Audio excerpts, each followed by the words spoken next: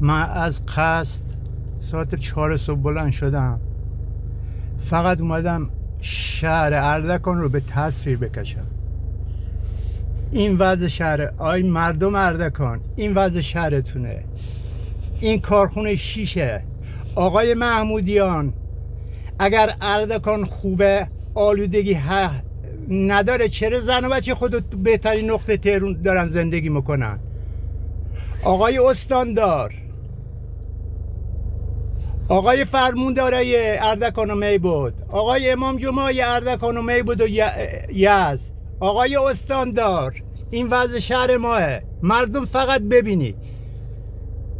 ببین مه گرفته، اصلا مه.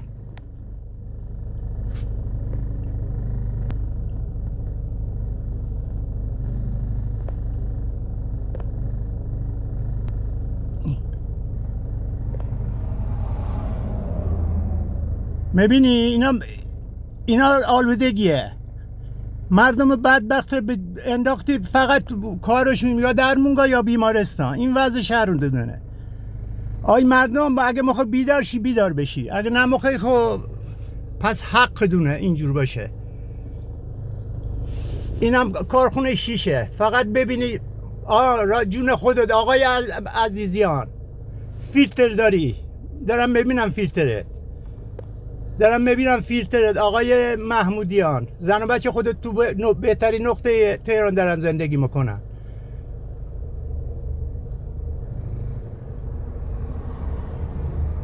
آقای محمودیان، چه فکرش کرد اومده این شهر 100,000 نفری، حاله که هیچی، مهاجر پذیرم شده، 145,000 جمعیت انداختی اومده این کارخونه 20 ساب زدی اینجا، استفادهش بره تو جیفت و چارت باج بدی این ور و اون ور و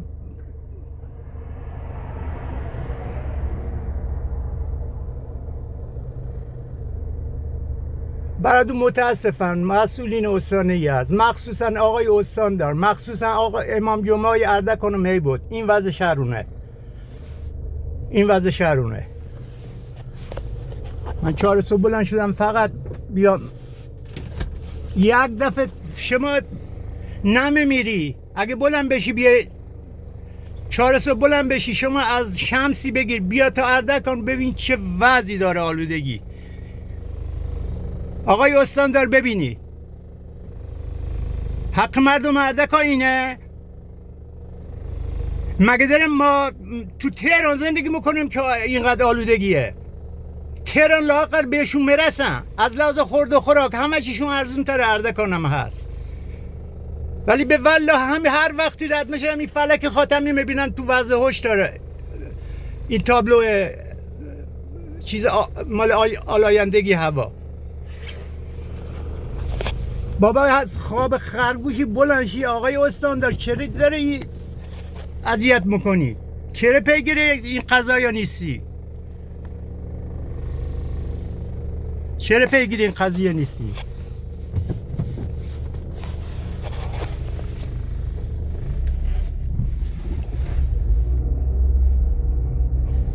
این وضع شهر دونه. بفرما این وضع شهر دونه.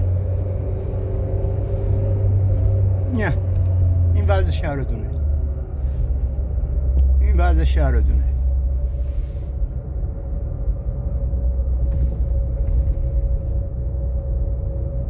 دیدی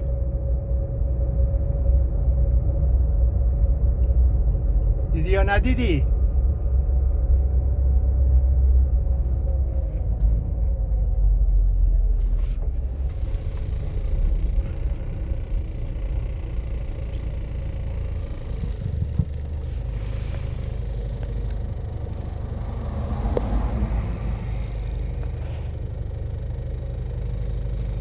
این وضع شهر دونه.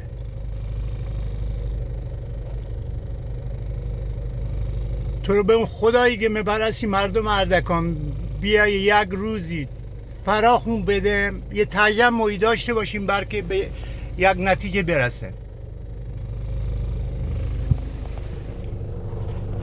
مثل که مه گرفته همین عالم. لا اله الا الله، استغفر الله ربی و اتوب الیه.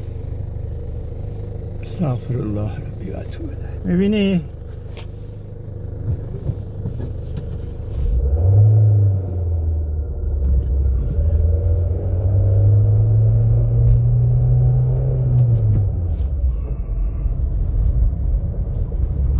به خود جرأتی که بخاری روشن کنم ندارم. این اول دی ماه ساعت 4 صبح من اومدم این وضعیت رو به تصویر کشیدم ببینم هیچ که ترتیب اثر میده یا ملت باید همینجور این دود و دم رو تحمل کنن. اینا غبار نیست، گرد و خاکم نیست، اینا آلودگیه. به حضرت عباس بهتر تهران شده اردکان. می بودم همینجور هیچ فرقی نمیکنه. اردکان می بود از مخصوصا دوباره از می بود شروع میشه برو تا سمت شمسی ببین چه اوضاعی داره.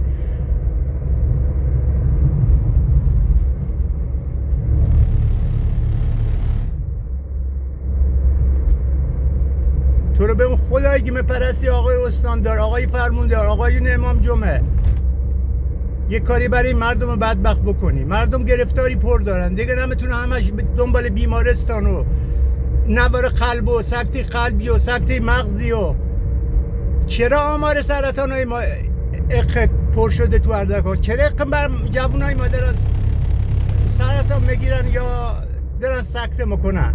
همش به خاطر آلودگی این شهره.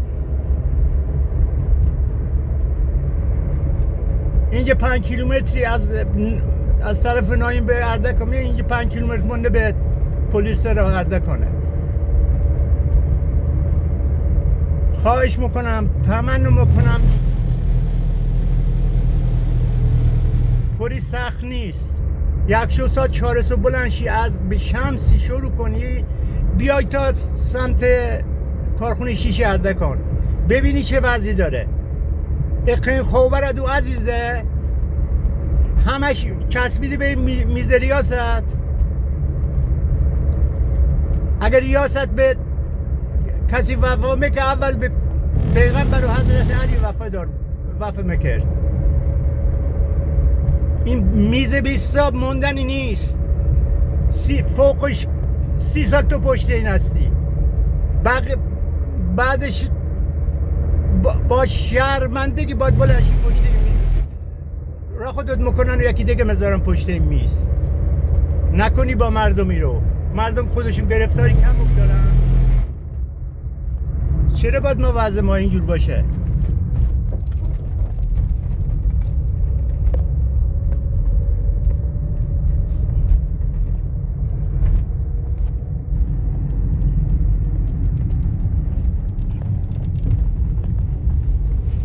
اینم پلیس رو اردکانه، نگی جای دیگه تصویر گرفتم.